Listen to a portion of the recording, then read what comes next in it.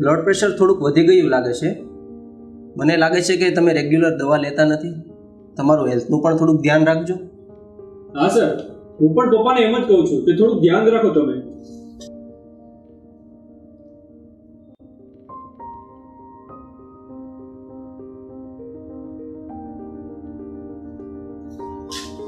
તમે જાઓ ત્યારે મેડિકલેથી દવા લેતા જજો.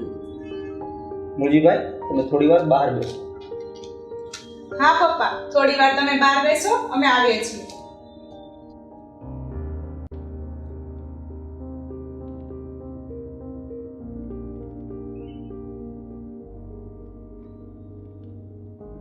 હું તમારો ફેમિલી ડોક્ટર છું સંજયભાઈ, એટલે મારી વાત પૂરી ધ્યાનથી સાંભળો.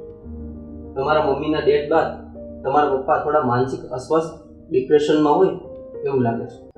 માટે એમની સાથે બેસો, વાતચીત કરો અને એમને ખુશ રાખવાનો પ્રયત્ન કરો. 2 નંબર 5 ના પેશન્ટની દવા રેડી કરો, હું આવું છું. હા સંજયભાઈ, દવા તો આપણે આપીશું જ, પણ ખાસ એમને મોરલ સપોર્ટની જરૂર છે. જેથી બને ત્યાં સુધી તેમને હેપી રાખવાનો પ્રયત્ન કરો, જેથી વહેલી તકે સ્વસ્થ થઈ જાય. જી સર, જરૂરથી. ઓકે, બી ટેક કેર.